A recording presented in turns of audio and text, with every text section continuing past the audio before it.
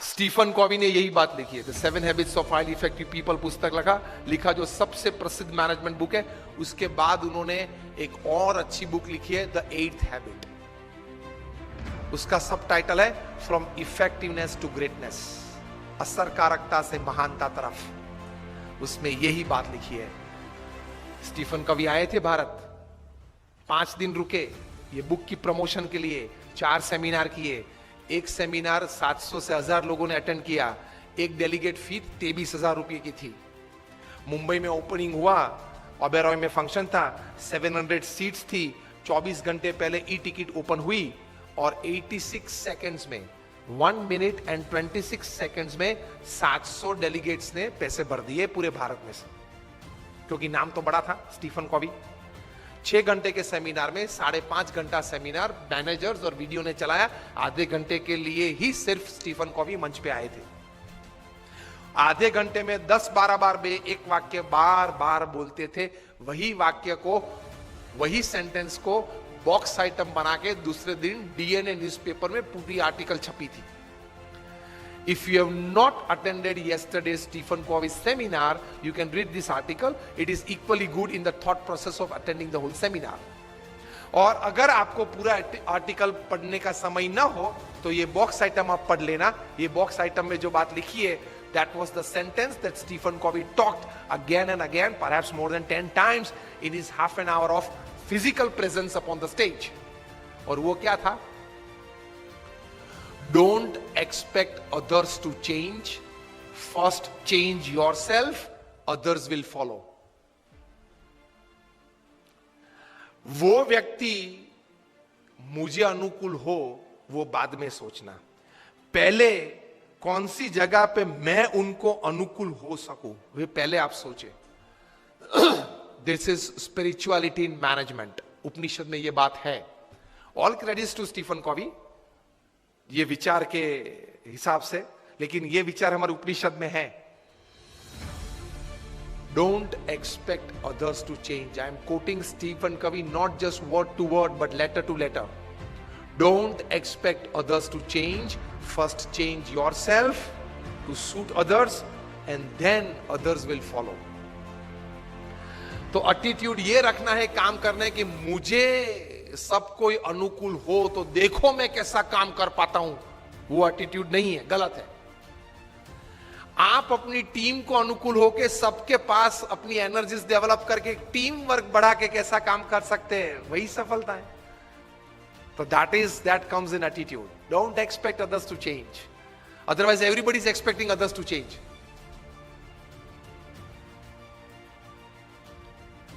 हमारे गुणातीयन स्वामी ने 200 साल पहले लिखा है क्या, कि अगर मैं जिस तरह से समझ रहा हूं ऐसा ही सब समझे तो बहुत अच्छा।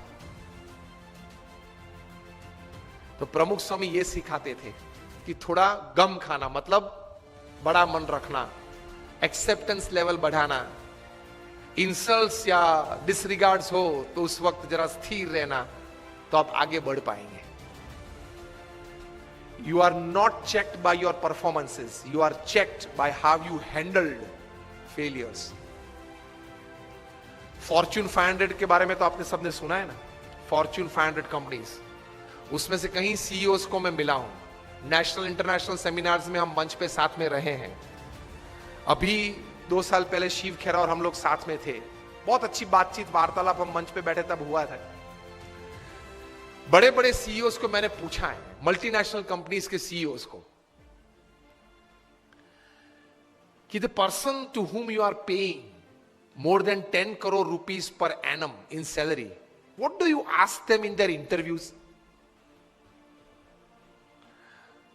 तो एक बड़े मल्टीनेशनल कंपनी के सीईओ ने मुझे पूछा था कि स्वामी this is the first time I am asked this. कभी हमने ये नहीं सोचा था। मैंने बोला कि क्योंकि कई एग्जीक्यूटिव्स हैं, उनकी एनुअल तनख्वाह 50 करोड़ 100 करोड़।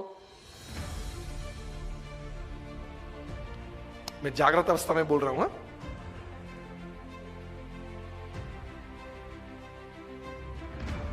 ये बहुत बड़ी सॉफ्टवेयर बनाने वाली कंपनी है।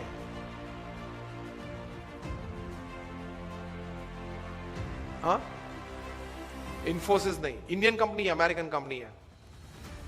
एलिसन उनका सीईओ है। एलिसन,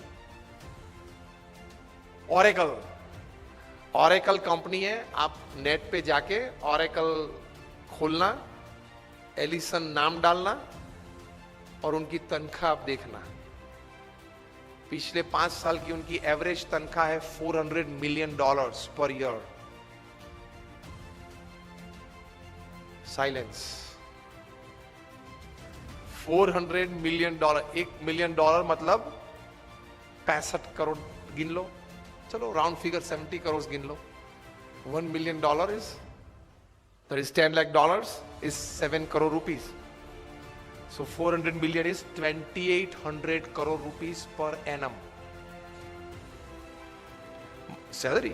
अब देख लेना, मैं नाम देता हूं, Allison, ELLISON, he is the CEO of Oracle। आप नाम देख लेना। अभी परसों ही आपने सुना होगा सुंदर पिचाई का, गूगल के CEO, पर डे की सैलरी 3.5 करोड़। परसों ही न्यूज थे, हाँ 2 दिन पहले न्यूज थे। In the print media it is today, electronic media में 2 दिन पहले आ गए थे ब्रेकिंग न्यूज में। लास्ट ईयर फाइनेंशियल ईयर की पूरी सैलरी उनकी 1285 करोड़ थी, टू बी एग्जैक्ट 1285.5 करोड़, मतलब रोज की तनख्वाह 3.5 करोड़ की। सुंदर पिचाई, गूगल के CEO, आप देख लेना। मैंने इनको पूछा, इनकी MNC की टर्नओवर थी 2.5 लाख करोड़ की। हम दिल्ली में एक फंक्शन में साथ में थे, मंच पे बैठे थे, मैंने उनको पूछा कि दोज एग्जीक्यूटिव्स हुम यू पे मोर देन 10 करोड़ और 25 करोड़, उनको इंटरव्यू में आप पूछते क्या हो?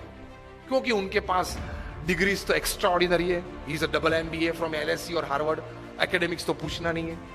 इतनी बड़ी तनख्वाह देते हो तो वो 10-15 साल का अनुभव तो है उसको। 10-15 साल में उसने 50,000 करोड़ 1 लाख करोड़ मैनेज किए हैं, हर साल टर्नओवर किया है, ऐसी कंपनीज में ही बड़ी बड़ी पोजीशंस में वे रहे हैं। तो उनको नेटवर्किंग में पूछना नहीं है, एडमिनिस्ट्रेशन में पूछना नहीं है, HR में पूछना नहीं है, मैनेजमेंट में पूछना नहीं है, ग्रोथ के बारे में आपकी क्या सोच है वो पूछना नहीं है। आप पूछते क्या हो उनको इंटरव्यू में? उन्होंने मुझे एक बहुत अच्छी बात बताई कि स्वामी जी, इन कक्षा के लोगों को जिनको हम ये प्रकार की तनख्वाह देते हैं, उनको इंटरव्यू में एक ही प्रश्न पूछते हैं। I was like very surprised. मैंने बोला एक ही प्रश्न पूछते हो कहा? और उनका उत्तर वे 20-25 मिनट तक देते हैं, तभी उत्तर पूरा बनता है।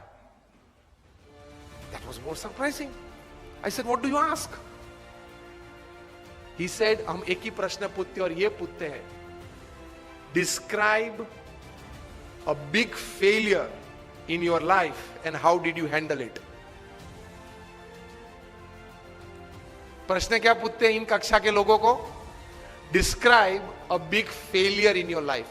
आपके परफॉर्मेंस के बारे में हमें कुछ पूछना नहीं है कि मैं पहली कंपनी में था, वहां 200% सेल बढ़ा दिया, दूसरी कंपनी में था, वहां 500% ग्रोथ कर दिया, वो हमें नहीं सुनना है। वो था आप लोग सब जो यहां बैठे हो, जो इंटरव्यू वाले देने आए हो, जिनको हम ये तनख्वाह देने वाले, सबके पास ऐसी परफॉर्मेंस स्टोरीज है, ये कॉमन है, ये हमको नहीं पूछना है। पूछना क्या है? Describe a big failure of your life and how did you handle it. Simple. Performance से आपका कैलिबर का टेस्टिंग नहीं होता, वो तो किसी को भी चांस मिल जाता है, प्लेटफॉर्म मिल जाता है तो कूद लेता है। How did you handle failure? How did you handle a setback?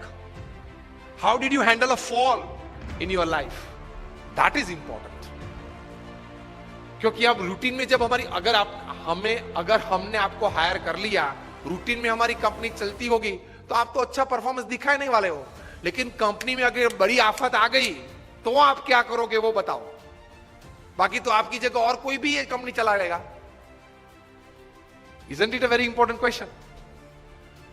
उसमें वो मल्टीनेशनल कंपनी के CEO ने मुझे बताया कि स्वामी, इसके उत्तर में उसको 20-25 मिनट हम देते हैं और उसमें भी हम ये जांच करते हैं कि किस प्रकार के विचार और प्रैक्टिसेस उसने अप्लाई किए, वो साइड में रखते हैं।